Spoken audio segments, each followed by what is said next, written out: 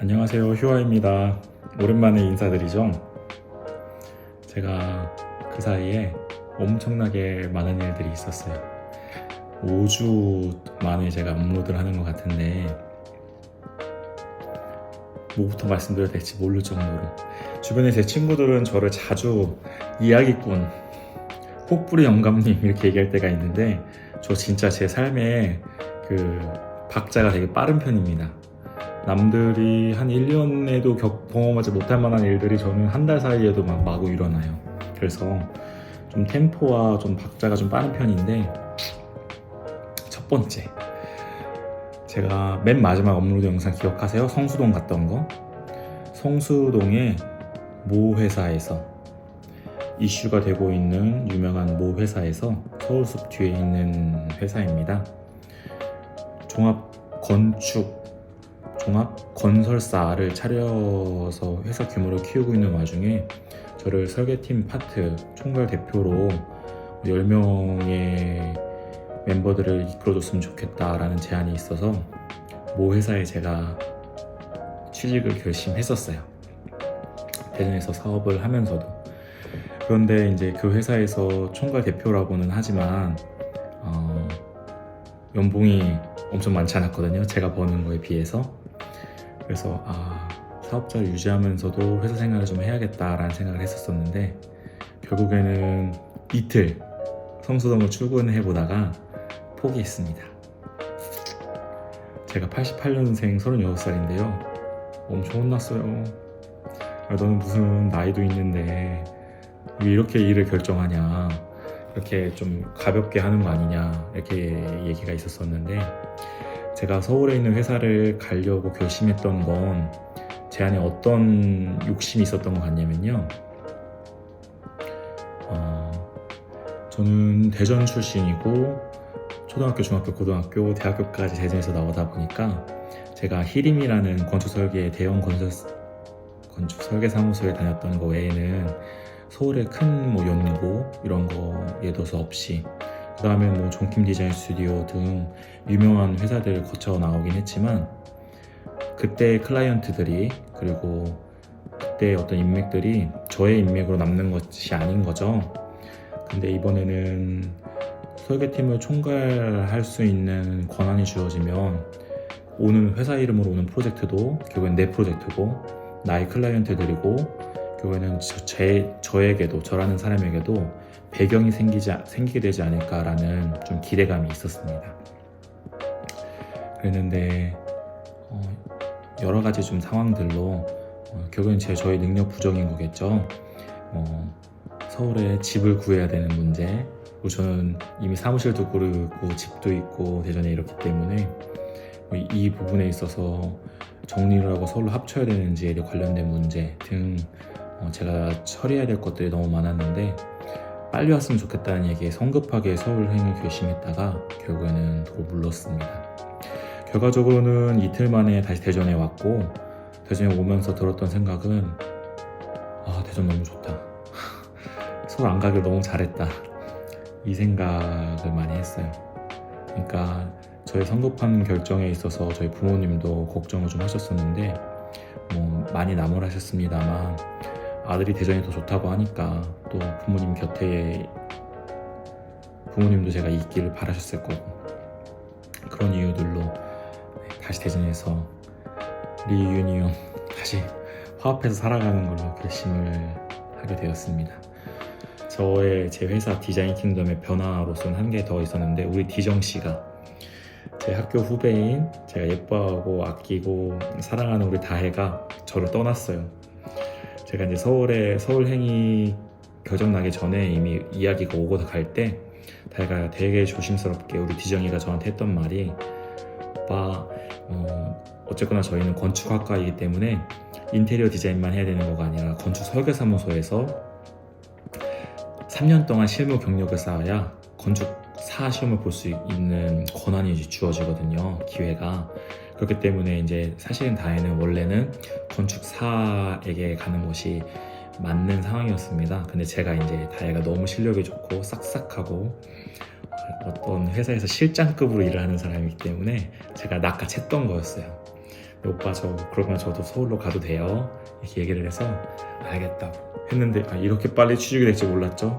우리 다혜가 실력이 너무 좋은 사람이다 보니까 그냥 회사에서 우리 다혜를 낚아채 가버렸습니다. 그래서 저는 다시 제주도에 왔는데 다혜가 없어요. 원래 다혜를 또 보조해서 같이 일해주던 제 후배 우리 수빈이, 동영상에 한 2번 정도 나왔던 제가 엄청나게 이뻐하는 수빈이의 경우에도 호주로 워홀을 갔습니다. 네, 수빈은 자꾸 지금 호주에서 사기를 당하고 있는 중이라서 얻은 집을 들어가지 못했고 다시 나와서 새로운 집을 구하고 이거를 한 3주째 하고 있는 것 같아요. 잘 지내는지 수빈이 선배 너무 정신이 없고 힘들고 이래서요, 상황 좀 마무리하고 전화 드릴게요, 답장 드릴게요 이렇게 문자만 온 상태로 수빈이와 연락이 두절되었습니다. 수빈아 빨리 와, 오빠랑 같이 회사하자. 알겠지? 그냥 한국으로 오세요. 오빠가 월급 많이 줄게요.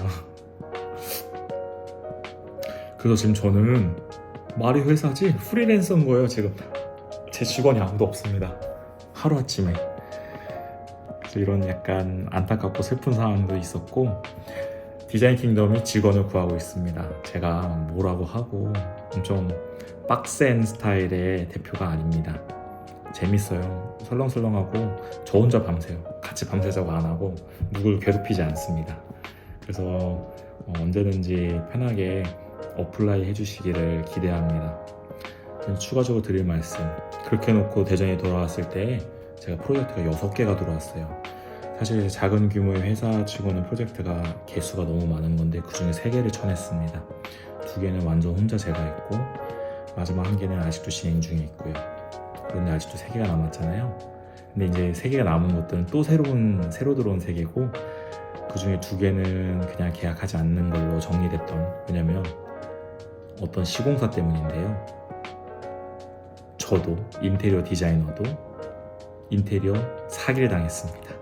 이게 오늘 이야기의 큰 주된 부분인데, 제가 계약을 따낸 다음에 시공을 추천드렸어요. 그래서 이제 시공 계약을 하시고 착수금, 계약금 넣고 착수금 넣은 분이 계셨고 계약금까지만 넣으셨던 분이 있는데, 여기는 또 프로젝트가 큰 거였고 여기는 좀 작은 거였고, 그래도 한 2천만 원 정도 입금하고 한 630만 원 정도 입금했었는데 시공사가 잠적을 탔어요. 제가 추천을 했는데 이 시공사로. 어떻게 된 상황이었냐면, 그렇게 저랑 협업하고 싶다고 일 좀 달라고 적극적으로 찾아오시던 분이 계셨는데, 대전, 세종, 충남 이쪽에서 논산 그리고 평택 이런 데까지도 왔다 갔다 하면서 사업을 따낸 다음에 착수하는 듯 보이게 하고 자재를 갖다 놓고 폐자재 철거만 해놓고 돈 받고 날르는 수법을 계속 반복적으로 하고 계셨던 분인 거죠. 그래서 어떻게 됐겠어요? 저는 남한테 피해를 주고 싶지 않아 하는 성격의 사람이거든요. 그래서 피해를 최소화하게 하려고 결국에는 백방으로 막 돌아다녔고, 또 이제 이 사기꾼인지를 어떻게 알았냐면, 계약하셨던 우리 클라이언트 중에 한 분이 꼼꼼하신 분이어서 인터넷으로 막 다 찾아보신 거죠. 그랬는데 여기가 사기꾼인 것 같다, 사기꾼이다 라는 이제 제보의 글 같은 것들을 그 인테리어 사기꾼을 찾는 카페가 있나 봐요. 거기에서 이제 확인하시고 그런 사람들 다 모아서 약간 뭐랄까, 결국에는 3일 만에 잡았는데 이미 돈이 다 사라지고 난 후였던 거죠. 지금도 사기를 치고 계십니다. 그분은.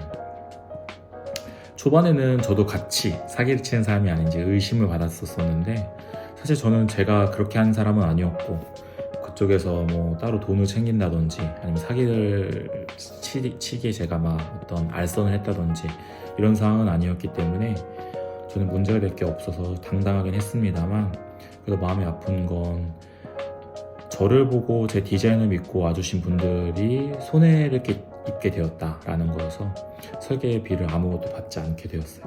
그래서 지난 2월달 프로젝트 3개를 했지만 저는 돈을 받지 못했습니다. 진짜예요. 이거 약간 뻥찐 일이고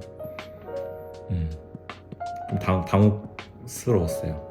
근데 저는 희한해요. 좀 큰 일이 벌어졌을 때 오히려 약간 좀 잠잠해지는 것 같기도 해요. 당장에 1,000만 원 넘게 손해를 봤다 하면은 누군가는 깜짝 놀라면서 부들부들 할 텐데 의외로 좀 담담했고 좀 잘 정리했습니다. 그냥 제가 메꾸고 땜질했죠. 그래서 사실은 못 받은 돈까지 다 합치면은 그냥 단순 돈 1,000만 원 정도의 손해는 사실 아니지만 2배의 손해라고 볼 수 있는 거였지만 또다시 열심히 잘해서 벌려고 계획 중에 있습니다. 그래도 현재 그 두 업체에서는 저한테 연락이 우리 그 건축주께서는 연락이 계속 지속적으로 오시고 오늘도 디자인 협의와 미팅과 협력업체 미팅과 이런 것들을 지속적으로 진행 중에 있었어요. 사실 제가 정말 엄청난 일을 겪지 않았습니까? 저도 사기를 당한 거예요, 완전히 그냥.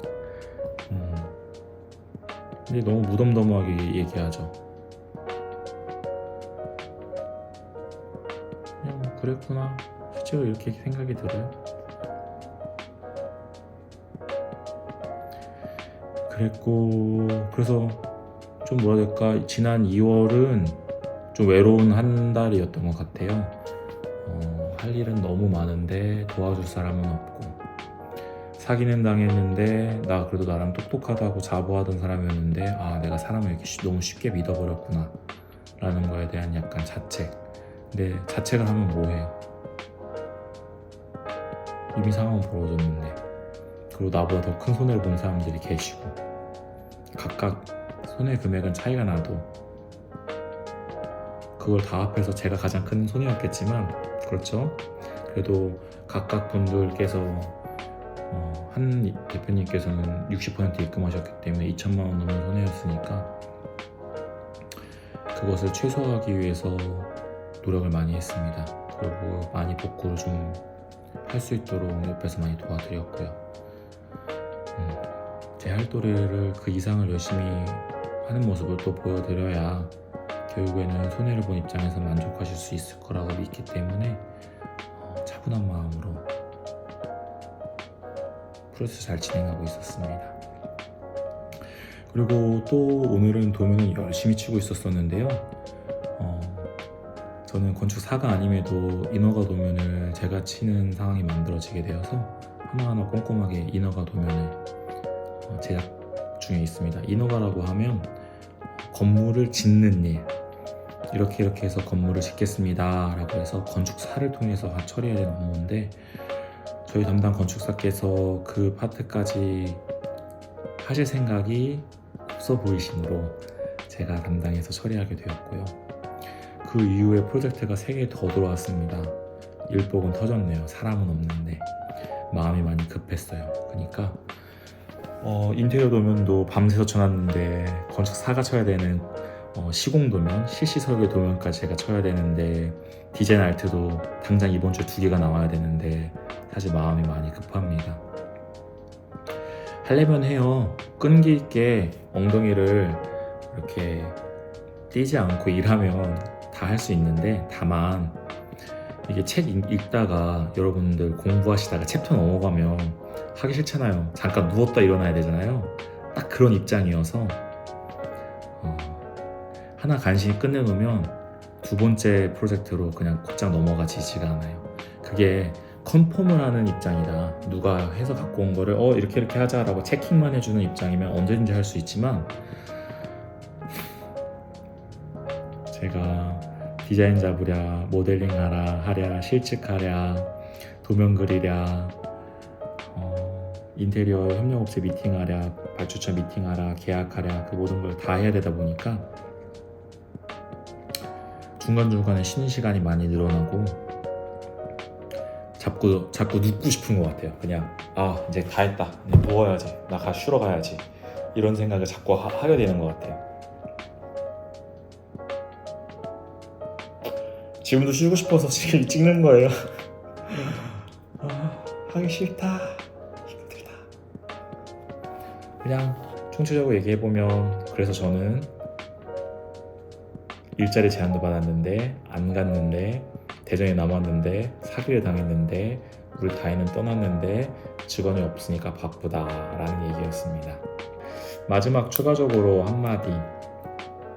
저는 30살 이후에 사춘기가 왔어요, 사실. 그래서 어떻게 살아야 되나, 나는 누구인가 같은 어떤 정체성의 고민도 30살 이후에 했고, 왜 그랬나 보면 좀 일찍 효자가 됐던 것 같아요, 어렸을 때.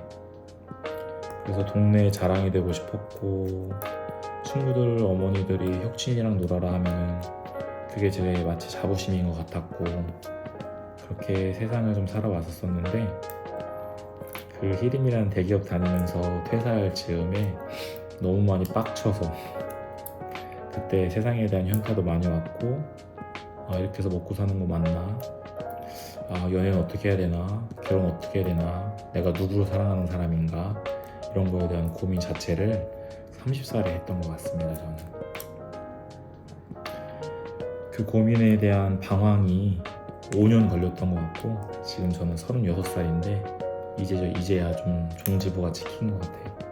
이 얘기를 왜 말씀을 드리냐 하면은 저희 가족에 대한 이야기인데요. 저 항상 부모님께 그리고 주변에 자랑스러운 아들이었거든요. 동네 자랑 같은, 친구 엄마가, 동네 아주머니들이 되게 부러워하는 우리 엄마를, 그런 아들이었는데, 저도 삶이 벅차고 어려워지고 힘들고 이러다 보니까 부모님 신경 쓰고 싶지 않고, 어떨 땐 부모님이 밉다는 생각이 30살이 지나서 생겼었어요. 그런데 이제야 이제 어려움과 고통과 그리고 가족에 대한 어떤 앙금과 이런 것들이 드디어 좀 극복을 좀 하게 되었고, 다시 엄청난 효자가 될 준비가 되었답니다. 그리고 개인적인 고백인데 약간 중요한 얘기예요. 저는 이제 원래 그런 사람이었는데 그러고 싶지 않았던 시기도 겪었지만 다시 원래대로 자리를 되찾은 거니까, 그런 부분에 있어서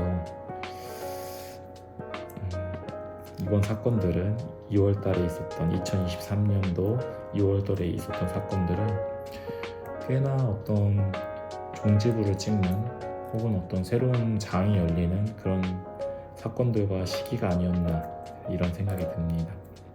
36살에 새로운 인생을 시작하게 된 것 같아요. 그래서 앞으로도 저 휴아가 왜, 어떻게 지내고 있는지, 잘 지내고 있는지 같이, 저야 뭐 최선을 항상 다할 뿐입니다만, 같이 한번 기대감을 가지고 봐주시기를 희망 및 감사의 말씀 드리면서 이번 영상 마치도록 하겠습니다. 안녕.